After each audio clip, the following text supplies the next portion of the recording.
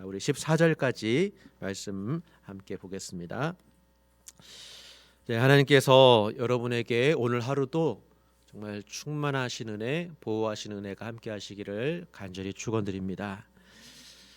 요한서 시는서를 우리가 읽어가면서 이게 하나님과의 사귐이 점점 더 적극적으로 확대되는 그런 모습을 보게 되는데요.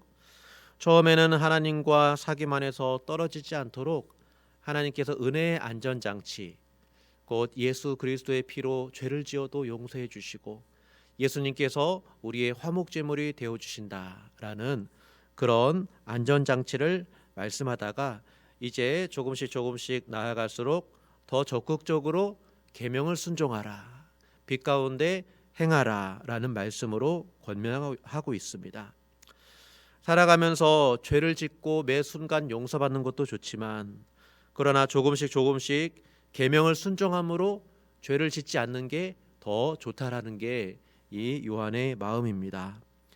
죄의 습관에서 허우적거리지 말고 계명을 조금씩 순종하면서 우리 안에 있는 죄성을 거슬러서 조금씩 영적으로 성장하기를 원하는 마음이 오늘 이 서신서에 담겨 있습니다.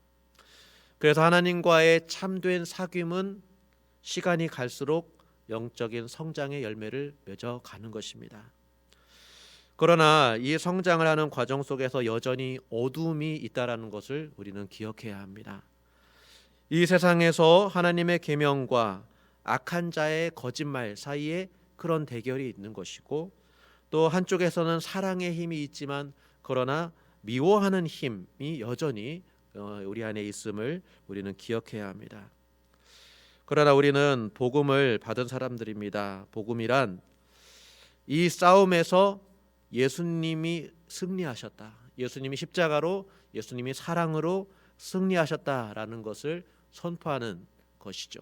우리가 그 복음을 받은 사람들입니다. 그래서 우리 안에 이미 참 빛이 우리에게 주어졌습니다. 그리고 세상에 이미 비추었고 빛을 발하면 반드시 어둠은 물러가게 되어 있습니다. 그래서 요한은 권면하기를 우리에게 빛 가운데 거하라 라는 말씀을 우리에게 계속 해주고 있습니다. 세상의 어둠을 이기신 분은 빛을 발하시는 예수님이기 때문이죠. 우리가 세상을 우리의 힘으로 이길 수가 없습니다. 우리가 이 세상을 이기려면 승리하신 분의 편에 서는 것, 그 승리하신 주님 안에 거하는 것, 그것밖에는 우리가 세상을 이길 힘이 없습니다. 그래서 주님과의 사귐을 계속해 나가는 것, 그래서 우리가 계속 승리해 나가는 것, 그것이 우리가 주님 안에서 영원한 승리를 얻어가는 유일한 방법입니다. 그런데 지금 요한의 교회는 이 성도들이 어둠 가운데 자꾸 머물려 하는 그런 경향이 있었습니다. 그것은 어떤 어둠이냐면 요한이 보기에는 하나님과 사귄다고 하면서도 형제를 미워하는 것입니다. 형제를 사랑하지 않는 것입니다. 그러니까 자꾸 위선의 모습이 있고 때로는 거짓말하는 그런 모습이 있고 거짓된 확신으로 살아가는 것이죠. 요한이 보기에는 이런 모습이 건강하지 않은 것입니다. 그래서 죄에 대해서 적극적으로 맞서지 않고 계명에 대해서 적극적으로 순종하려 하지 않는 그런 성도들에게 이 요한은 사귐을 계속하라라고 계속 말씀하고 있습니다. 왜 빛이 우리 가운데 왔음에도 불구하고 어둠의 인생, 미워하는 인생, 죄를 짓는 인생, 그런 죽음에 사로잡혀 살아가는 그런 인생에서 벗어나지 못하고 있는가라는 그런 안타까운 마음이 오늘 말씀의 배경에 있습니다. 이를 위해서 오늘 말씀은 사귐 가운데 조금씩 자라가는 것, 거기에 답이 있다라고 우리에게 말씀해 주십니다. 그래서 오늘 말씀은 요한이 자녀들아, 그리고 아비들아, 그리고 청년들아 하면서 영적 성장을 각각 구분하면서 조금씩 내용을 달리하며 이 권면을 이어가고 있습니다. 그래서 12절에는 자녀들이여 죄사함 받고 자녀된 성도들에게 권면하고, 또 14절에는 또 아이들아 하면서 영적인 초보 상태를 가진 그런 사람들에게 지금 권면하고 있습니다. 자녀라는 말은 부모와 자식과의 있다라는 그런 관계고 여전히 부모의 돌봄이 필요하다라는 그런 의미가 있고요. 또 아이들아라는 그런 말은 아직 미숙한 아이다, 자라나야 될 그런 아이다라는 그런 의미가 있습니다. 그래서 이 자녀들에게는 처음에 어떤 은혜가 주어지냐면 죄사함의 은혜가 주어집니다. 예수 믿고 죄사함 받아 거듭나는 것이죠. 거듭난다는 것은 태어나는 것입니다. 이제 태어나서 자녀가 된 것이죠. 자녀됨이 시작한 것입니다. 죽음에서 벗어나 부활의 생명을 얻어서 은혜를 받았지만 아직 영적으로는 새로 태어난 것에 불과한 것입니다. 이 14절에 이 아이들의 특징은 아버지를 알게 되었다라고 말합니다. 갓 태어난 아기가, 어린 아기가 엄마 아빠를 알아보는데 사실은 많이 아는 것은 아니죠. 그냥 바라보는 것이고 그 사랑을 그대로 받는 그런 상태일 뿐입니다. 그런데 이게 점점 자라면 아비들과 같은 그런 신앙이 되는데, 여기는 아비들은 어떤 신앙이냐면 태초부터 계신 이로 예수님을 아는 신앙입니다. 그냥 단지 처음에 육신으로 아는 것, 그리고 예수님이 죽으셨다가 부활하셨다는 그것을 아는 것에서 더 나아가서 예수님이 태초부터 계신 하나님이시다라는 것까지 고백하는 게 진정한 성숙하고 이 아비의 신앙이 되는 것입니다. 그래서 자녀들은 영적인 생명을 이제 시작했다면 이 하나님과의 사귐을 계속해 나가면서 내가 믿는 하나님이, 내가 믿는 섬기는 예수님이 태초부터 계신 하나님의 말씀이구나라는 것을 알아가는 것, 이게 이제 성숙해지는 그런 단계다라고 보고 있습니다. 요한의 교회에서 많은 사람들이 죄 사함 받고 구원의 확신을 얻었습니다. 그런데 그렇게 확신을 얻었으면서도 영적으로 도덕적으로 아직 어둠에서 헤어나지 못하는 사람들이 많이 있었다는 것이죠. 자라나가야 되는데 그냥 나는 죄 사함 받았으니까, 나는 구원을 얻었으니까 더 이상 빛 가운데 머물려 하지 않는 그런 연약하고 게으른 그런 마음들이 있었던 것입니다. 영적 성장에는 무관심했습니다. 그러니까 사귐을 갖지 않으니까 지식이 자라지 않는 것이죠. 성장하지 않는 것입니다. 영적 아버지처럼 태초부터 계신 예수님으로 아는 데까지 나아가지 못했습니다. 우리가 요한복음을 보면 맨 처음에 이 예수님을 태초부터 계신 말씀이다라고 요한은 기록하고 있습니다. 그러니까 이 요한복음 이 자체도 보면 우리가 읽을 때 요한복음의 내용이 참 쉬워 보여도, 그러나 이 내용 자체는 성령의 인도하심으로 깊은 영적 성숙을 가진 경험한 이 요한이 이렇게 기록하는 것이죠. 예수님을 태초부터 계신 말씀으로 이렇게 기록해서 우리에게 복음으로 제시하는 것입니다. 그래서 아비들의 신앙은 세상보다 먼저 계신 그 예수님, 세상보다 크신 예수님으로 알아서 그 안에서 교제하는 신앙을 말하는 것입니다. 세상보다 크신 하나님을 내가 믿는다라는 것을 아는 것, 바로 거기에서 세상을 이길 수 있는 힘이 주어지고 있습니다. 그 안에서 교제하고 사귐이 깊어가면 깊어갈수록 이 세상 넘어 계신 하나님, 이 세상 이전부터 계신 하나님, 이 세상을 이기시고 그 크신 그 예수님과의 풍성한 사귐을 경험하면 경험할수록 영적 성장이 더 커져간다는 것이죠. 그런데 중간에 13, 14절에 청년들아, 또 이런 권면이 중간에 있습니다. 청년들은 아이와 아비의 중간 지점에 있다라고 보면 되죠. 이게 활발한 그런 활동을 하는 그런 특징이 있는데, 이 청년의 특징은 악한 자를 이기는 것입니다. 악한 자를 이기는 것입니다.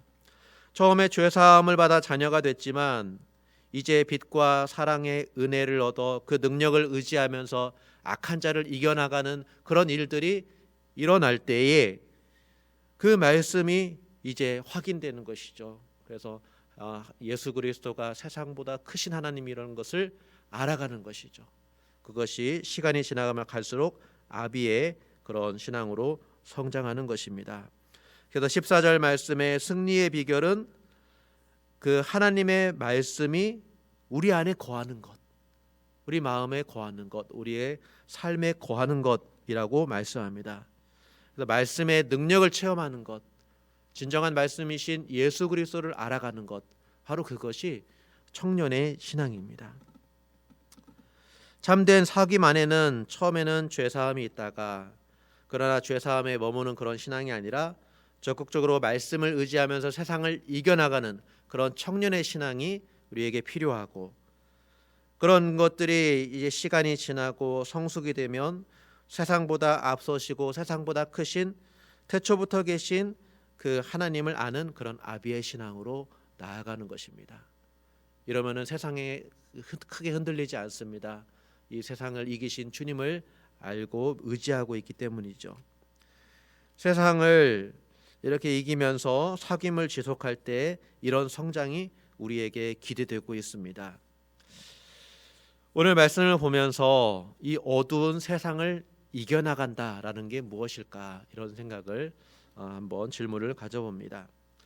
오늘날 많은 교회가 세상에서 어떻게 하면 승리하는가라는 이런 법을 가르쳐 줍니다. 그래서 세상에서 성공하고 세상에서 복받고 세상에서 좀 더 잘 사는 법을 그렇게 가르치곤 합니다. 그래서 높은 지위와 영광과 재물과 건강을 얻도록 그렇게 가르쳐 주는데, 그러나 또 한편으로는 거짓 없이 정직하게 살고 손해 보더라도 하나님의 공의와 정의를 좀 먼저 선택하는 그런 삶을 살아갔고, 좀 손해를 보더라도 이웃을 사랑하는 그런 삶을 살면서 이렇게 어두운 세상을 이기는 것, 진정으로 어두운 세상을 이겨나가는 그런 삶을 우리가 가르침을 받지 못할 때가 많이 있습니다.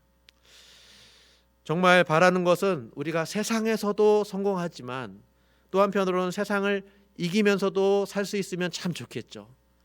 그러나 세상에서 이길 수 없지만 세상을 이겨야만 한 그런 상황에서 이 어두운 세상을 이기는 쪽을 선택하는 신앙이 되기를 바랍니다. 무슨 방법을 쓰더라도 세상에서 이기는 그런 신앙으로는 우리는 어둠을 이길 수가 없습니다. 그것은 우리가 상대해야 될 참된 세상이 아닙니다. 우리가 상대해야 될 세상은 어두운 세상, 우리 안에 있는 미워하는 마음, 형제를 사랑하지 않는 게으름, 그런 것들입니다. 성경에서 승리한다는 것은 바로 이런 어두운 세상을 이기고 예수 그리스도를 닮아서 사귀면서 조금씩 세상을 이겨나가는 것입니다.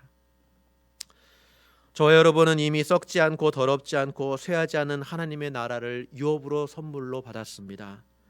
그런 의미에서 성도는 예수님 안에서 이미 이 악한 세상을 이긴 사람들입니다. 이미 은혜를 받은 사람들입니다. 이 승리를 함께 누리며 살아가는 사람들인데, 우리가 이렇게 살아간다면 어쩌면 세상에서 우리는 진 인생처럼 보일 수도 있습니다. 왜냐하면 심령이 가난하기 때문이죠. 애통하면서 살아가기 때문이죠. 의에 줄이고 목마른 사람으로 살아가기 때문입니다. 그런 모습이기 때문에 세상에서 진 것처럼 보이지만, 그러나 진정으로 승리하는 길이 바로 예수님과 함께하는 길입니다. 옛 세상은 지나가고 새 하늘과 새 땅이 우리에게 예비되어 있습니다. 우리 주님은 우리가 세상을 이기신 주님과의 사귐 속에서 성장하기를 원하십니다. 끝까지 조금씩 인내하며 나아간다면 하나님께서 우리에게 성장의 열매를 허락해 주실 것입니다. 나이가 들어간다고 성숙이 보장되는 게 아닙니다. 주님 안에 거하는 것을 힘쓰고 주님의 말씀을 더욱더 알아가기를 힘쓰면서 하나님과의 사귐을 그렇게 계속 살아가는 하루하루가 될 때 영적 성숙이 저와 여러분에게 주어 주실 줄 믿습니다. 이와 같은 마음으로 주님과 사귀어 살아가는 저와 여러분 오늘 하루 될 수 있기를 우리 주님의 이름으로 간절히 축원드립니다. 자, 기도하겠습니다. 살아계신 하나님 아버지, 여러 가지 성장을 우리가 열망하고 있지만 무엇보다도 영적인 성장을 이루어가게 하여 주시옵소서. 하나님의 말씀 안에 거하게 하시고 죄사함의 은혜에서 계명을 실천하는 은혜로 태초부터 계신 말씀 예수 그리스도를 알아가는 그 높은 성숙의 단계까지 우리를 이끌어 주시옵소서. 세상을 이겨가게 하여 주시고 하나님과의 사귐 속에서 충만한 기쁨을 우리가 알아가게 하여 주시옵소서. 어제보다 오늘이, 오늘보다 내일이 더 주님과 가까이 가며 사귐 속에서 성숙해져가는 그런 성도, 그런 교회 되게 하여 주시옵소서. 감사드리며 예수님의 이름으로 기도드립니다. 아멘.